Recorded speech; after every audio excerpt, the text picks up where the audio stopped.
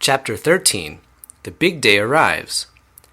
The sun was shining brightly on the morning of the big day, but the ground was still white with snow and the air was very cold.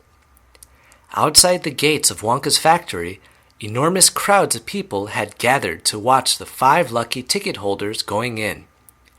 The excitement was tremendous. It was just before 10 o'clock. The crowds were pushing and shouting, and policemen with arms linked were trying to hold them back from the gates.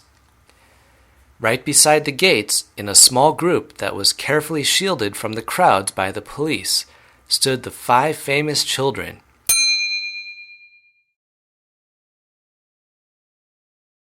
Together with the grown-ups who had come with them. The tall, bony old figure of Grandpa Joe could be seen standing quietly among them.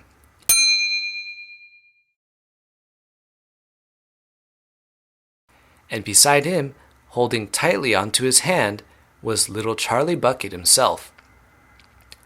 All the children, except Charlie, had both their mothers and fathers with them, and it was a good thing that they had. Otherwise, the whole party might have gotten out of hand. They were so eager to get going that their parents were having to hold them back by force to prevent them from climbing over the gates. "Be patient," cried the fathers. "Be still. It's not time yet. It's not 10 o'clock. Behind him, Charlie Bucket could hear the shouts of the people in the crowd as they pushed and fought to get a glimpse of the famous children.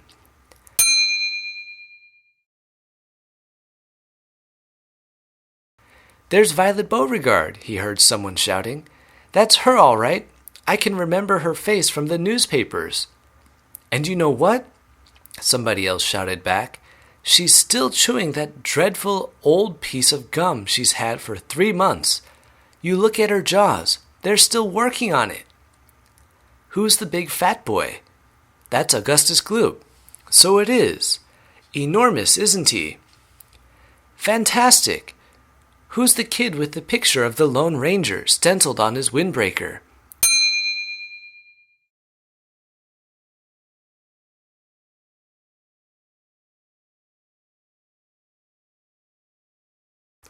"That's Mike TV. He's a television fiend."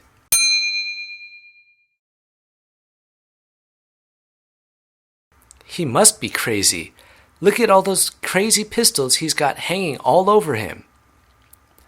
"The one I want to see is Veruca Salt," shouted another voice in the crowd.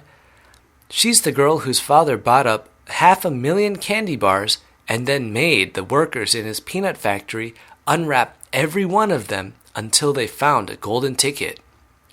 He gives her anything she wants, absolutely anything. She only has to start screaming for it and she gets it. Dreadful, isn't it?"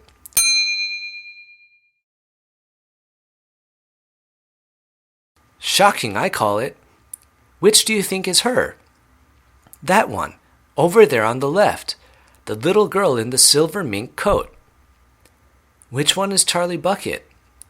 "Charlie Bucket? He must be that skinny little shrimp standing beside the old fellow who looks like a skeleton. Right close to us, just there. See him?" "Why hasn't he got a coat on in this cold weather?" "Don't ask me. Maybe he can't afford to buy one." "Jeepers, he must be freezing."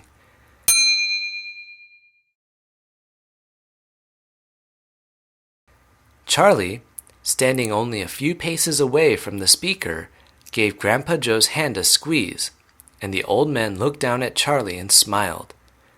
Somewhere in the distance, a church clock began striking 10. Very slowly, with a loud creaking of rusty hinges,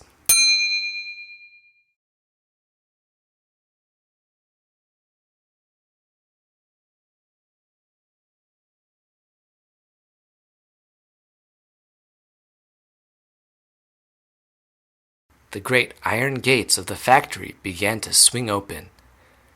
The crowd became suddenly silent. The children stopped jumping about.